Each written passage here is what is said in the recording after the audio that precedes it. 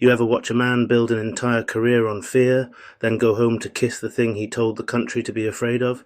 That's J.D. Vance, Vice President of the United States, defender of real America, and husband to Usha Vance, an Indian-American woman whose very existence turns his politics into a live-action contradiction. He talks about immigrants of colour like they're an invasion, while his own family looks like the America he insists is under attack. It's the kind of hypocrisy that deserves its own national monument. JD loves to call himself a truth-teller. Let's tell some truth then. Usha Vance, daughter of Indian immigrants, top of her class, lawyer, Yale grad, raised in a Hindu household. She's the story politicians like JD used to hold up as proof that America still works. Work hard, study harder, make it. But now her husband sells a different story, that people like her parents are changing America, not building it. Imagine that, building your whole brand on warning people about outsiders, while your in-laws are literally immigrants. It's like setting your house on fire and then calling yourself a firefighter. JD stands on stages talking about protecting American culture while sitting across the dinner table from the very culture he insists is foreign. It's not irony, it's performance art. He's made a career out of warning white America about the brownness living in his own home. He'll smile into the camera and say, "We just need to preserve our heritage." What heritage? Exactly. The one his kids are supposed to erase to survive? Because that's what's happening here. Assimilation by necessity, camouflaged as patriotism. At a recent event, JD proudly said he's raising their sons as Christians and hopes his wife will find her way to Christ. Listen to that wording. Not, we're building a shared faith, not, we're learning from each other. No, find her way. As if her way, the Hindu way, the immigrant way, was the wrong turn in history. That's not faith, that's a hierarchy. And you can see the calculation. Christianity plays well on camera. Hinduism confuses the base, so she becomes the quiet one, the polite one, the non-threatening one, proof that even brown women can be properly disciplined by conservative love. This is what they mean by family values, not unity, uniformity, not love, loyalty to the hierarchy. And if you think this is just about religion, you're missing the whole theatre. Look at the pattern across MAGA world. Every brown conservative who plays too close to power learns the same lesson. You're a trophy until you talk back. Kash Patel gets told to go back the minute he posts a Diwali greeting. Vivek Ramaswamy gets memed as the curry Trump when he tries to run for office. They were useful when they echoed white grievance. Now they're jokes to the same crowd that cheered them. It's a caste system in red hats.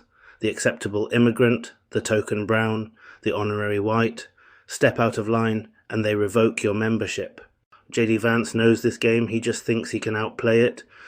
So he rewrites his household story to fit the script.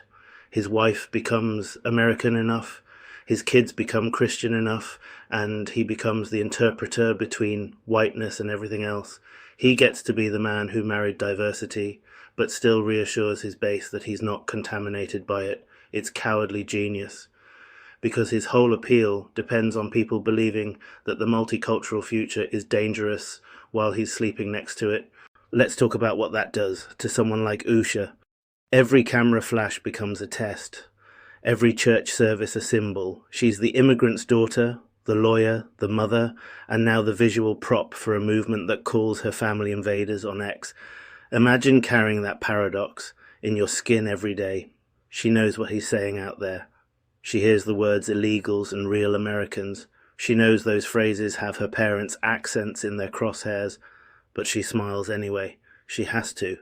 Because when your husband's politics can turn on your community overnight, silence becomes self-defense. That's what assimilation really is. Survival with a smile. And it's not new.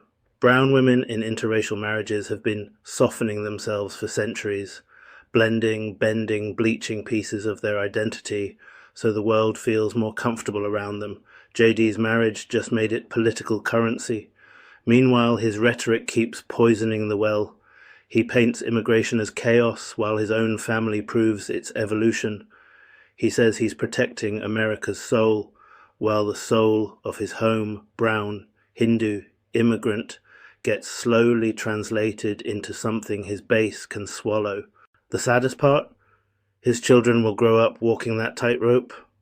Too brown for the racists, too white for the diaspora. They'll inherit the contradictions he refuses to confront. And one day, they'll scroll through clips of their father railing against immigrants and wonder, did he mean Mum's side of the family too? That's the legacy he's building. Not leadership, but confusion. Not courage, but cowardice wrapped in conviction. You can't build unity on denial. You can't marry diversity and then legislate against it. You can't champion family values while devaluing the heritage your own family carries. J.D. Vance is the American contradiction made flesh, the immigrant's son-in-law who tells other immigrants to stay out, the vice president of a nation of migrants who speaks like he inherited it from God. He wants to be the bridge between two worlds, but insists one side of that bridge doesn't belong here. And here's the cosmic joke. He keeps warning that immigrants will replace Americans, but what he doesn't see is that they already have in the most ordinary, human, loving way possible. They married in, they raised families, they became the neighbors, the doctors, the soldiers, the vice president's wife. That's not invasion, that's integration. He married the very future he campaigns against. He turned his household into the melting pot he says is ruining the nation. Every bedtime story in that home is a testimony against his platform. Every family photo is a rebuttal. Every goodnight daddy from his kids carries the accent of the America he keeps trying to wall off. And yet, he keeps going, smiling for the cameras, preaching purity while living proof of change sits beside him. He doesn't just hate his wife, he hates what she symbolizes, that the old America he's selling doesn't exist anymore, that you can't scare people back into 1954 when the future is already sitting at your dinner table.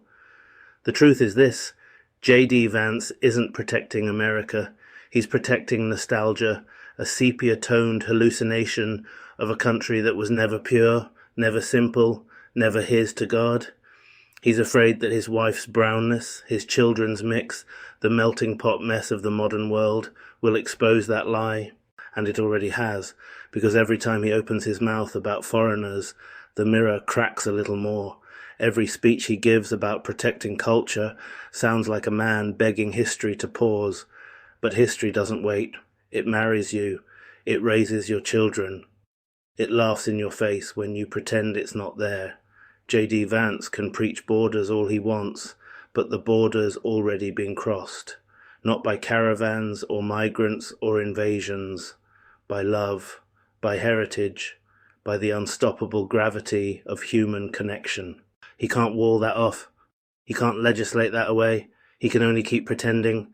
And one day, when the pretending stops, when his children ask who he was fighting against, he'll have to tell them the truth. The enemy he warned America about was never at the border. It was sitting across the dinner table, smiling back at him, asking him to love without conditions. Not left, not right, just real.